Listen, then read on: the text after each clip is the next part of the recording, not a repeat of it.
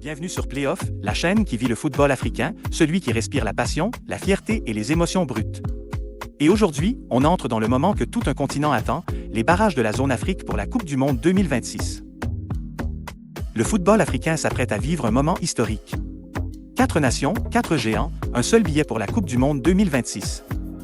Nigeria, Cameroun, Gabon, République démocratique du Congo. Tous réunis à Rabat pour un tournoi à élimination directe qui décidera qui portera les rêves du continent au mondial. Ici, il n'y aura pas de deuxième chance. 3 matchs. Une seule voie vers la gloire. Et tout le continent aura les yeux rivés sur ces affiches brûlantes. Le Nigeria arrive avec ses stars européennes, mené par un Victor Osimhen en mission. Le Cameroun, fidèle à sa légende, veut prouver qu'il reste le roi des grands rendez-vous.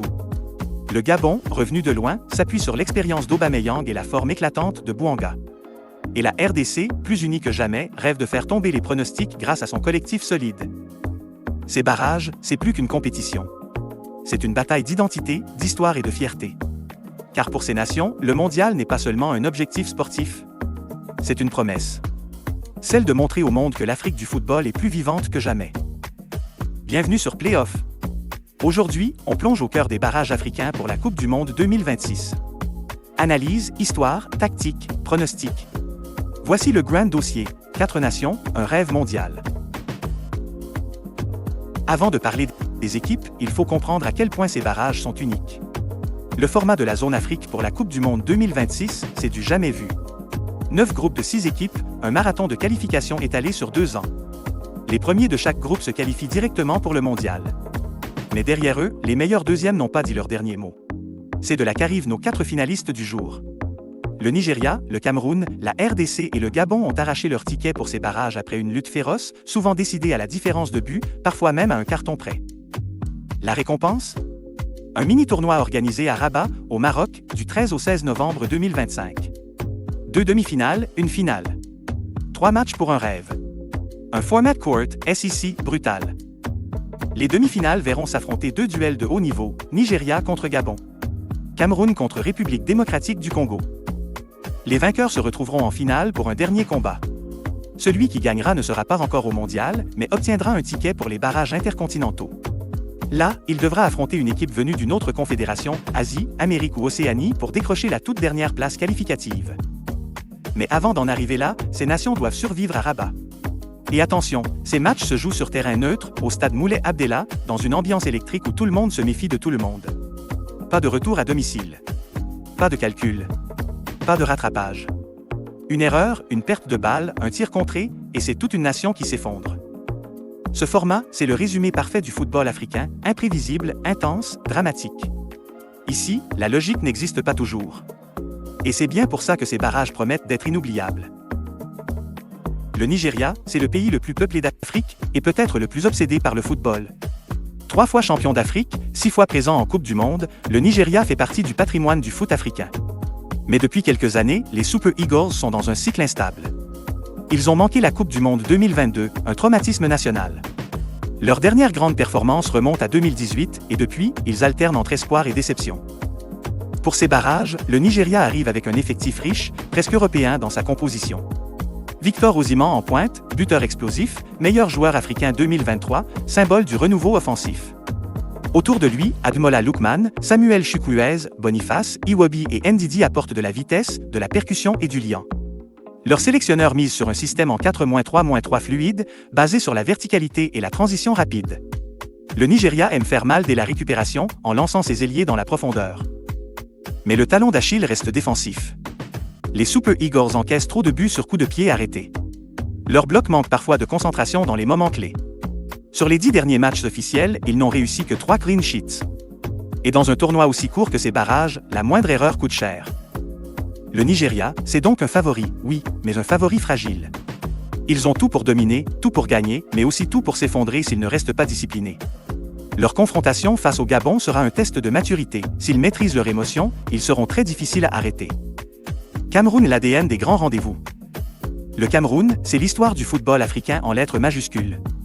5 Coupes d'Afrique, 8 participations à la Coupe du Monde et un quart de finale mythique en 1990. Le Cameroun, c'est le pays qui a donné Roger Mila, Samuel Eto'o, Rigobert Song et André Onana. C'est un football qui ne meurt jamais.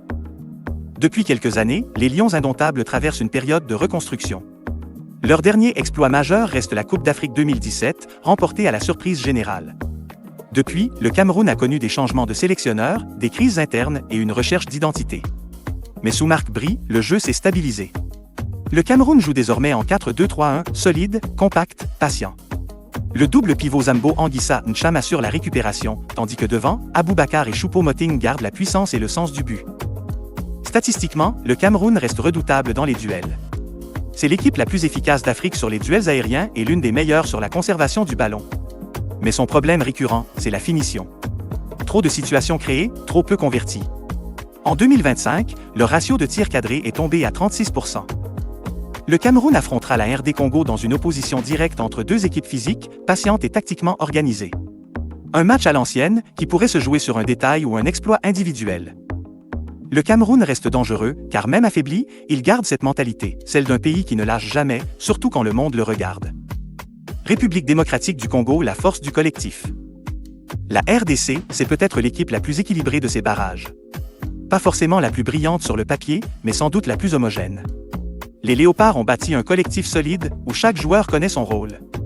Pas de star intouchable, mais un groupe cohérent, soudé autour d'un projet de jeu clair. Leur entraîneur a misé sur la discipline et l'intelligence de placement. Formation préférée, un 4-2-3-1 basculant en 4-3-3, avec Wissa et Bakambu en alternance devant, soutenu par Kakuta ou Elia en créateur. La charnière Mbemba Tisserand apporte de l'expérience, tandis que le gardien Mpeazi s'impose comme l'un des plus fiables du continent. La RDC, c'est aussi une équipe en pleine montée. Des demi-finalistes de la CAN 2024, elle a montré une solidité mentale impressionnante. En phase de qualification, elle a marqué dans 85% de ses matchs, tout en encaissant peu. Les statistiques le confirment, la RDC a l'un des meilleurs ratios de ballons récupérés en zone haute en Afrique, preuve d'un placing coordonné et d'un travail collectif. Leur défi à Rabat sera mental, rester concentré et lucide face à l'intensité camerounaise. Mais cette équipe aime être sous-estimée. Historiquement, la RDC a souvent surpris, comme en 1974, première sélection d'Afrique noire à disputer une Coupe du Monde sous le nom de Zaïre. Un demi-siècle plus tard, les Léopards veulent réécrire leur histoire. Gabon, l'équilibre et l'expérience. Le Gabon, c'est la surprise discrète de ces barrages. Souvent en retrait dans les pronostics, mais redoutablement expérimenté. Une équipe qui a retrouvé de la cohérence et une vraie colonne vertébrale. Leur force, c'est l'expérience et la maîtrise des temps faibles.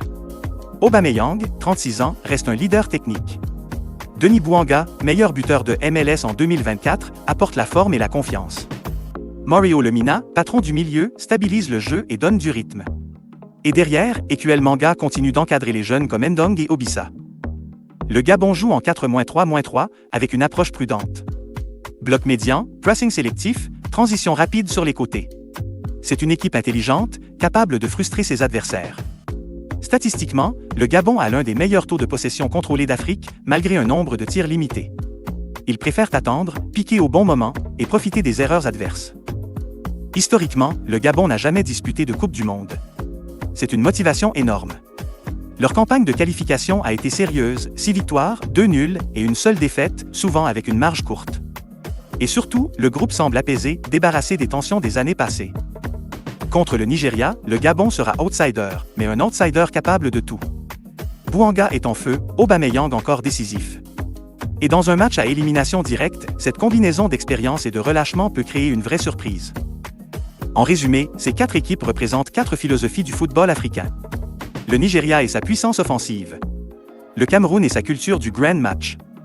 La RDC et son collectif discipliné. Le Gabon et son intelligence tactique.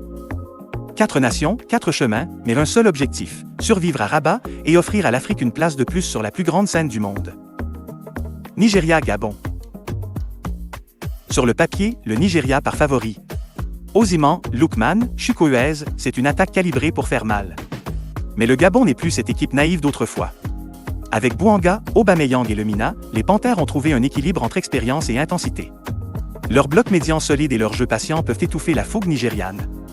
Le Nigeria, souvent trop porté vers l'avant, s'expose au contre. Statistiquement, ils encaissent un but tous les 6 tirs cadrés à un ratio faible pour une équipe de ce niveau. La clé sera la maîtrise du tempo. Si le Gabon impose son rythme, il peut créer la surprise. Mais si Osimhen trouve de l'espace, le match peut se plier très vite. Cameroun-République démocratique du Congo. C'est le choc des solides. Le Cameroun mise sur son expérience, sa rigueur et ses individualités, Ambo Anguissa, Aboubakar, Onana. La RDC, elle, joue sur la cohésion et la verticalité. Wissa et Bakambu savent profiter de la moindre ouverture. Tactiquement, on aura un Cameroun en 4-2-3-1 organisé contre une RDC en 4-3-3 agressif. Le danger pour les Lions, ce sont les pertes de balles rapides. Les Congolais pressent très haut et récupèrent souvent en zone offensive. Mais la RDC manque parfois de lucidité devant le but, un point faible face à une défense camerounaise disciplinée. Ces deux affiches résument le foot africain d'aujourd'hui, du talent, de l'intensité et une part d'imprévisible. Sur un match sec, tout peut basculer, un corner, un exploit ou une faute d'inattention. Rabat sera le juge et seul le plus lucide survivra à cette bataille pour le rêve mondial. À ce niveau, il n'y a plus de petite équipe. Tout peut basculer sur une inspiration, un poteau, un coup de tête au dernier moment. Mais en regardant les dynamiques, les formes du moment et l'expérience, on peut dégager quelques tendances claires. Le Nigeria reste le favori logique. Osimhen est en pleine confiance, et quand il est lancé, il fait la différence. Mais attention, ce Gabon-là joue sans pression, avec un esprit collectif retrouvé. Bouanga et le Mina connaissent ce genre de rendez-vous. Et dans un match sec, si le Nigeria doute, les Panthères peuvent mordre.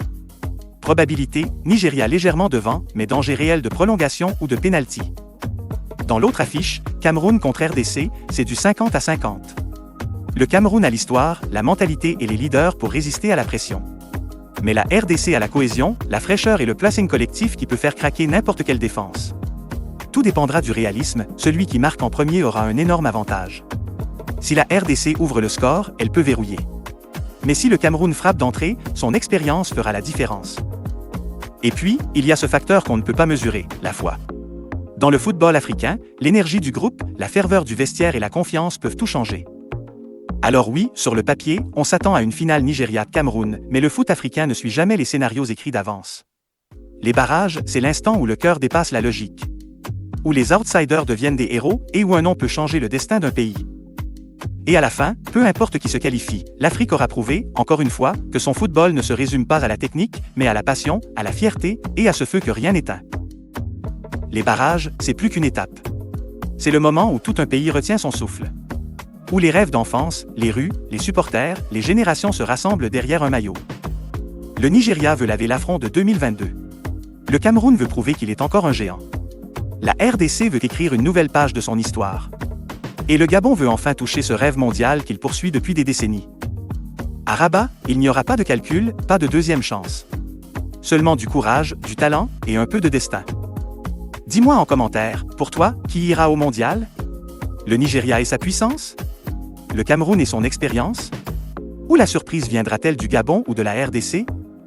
Et si tu vibres pour le foot africain, abonne-toi à Playoff, parce que ici, on ne parle pas que de résultats, on vit le jeu, on décortique, on partage cette passion sans filtre, celle du football africain, celle des vrais connaisseurs. Prochain épisode, la grande finale de ces barrages.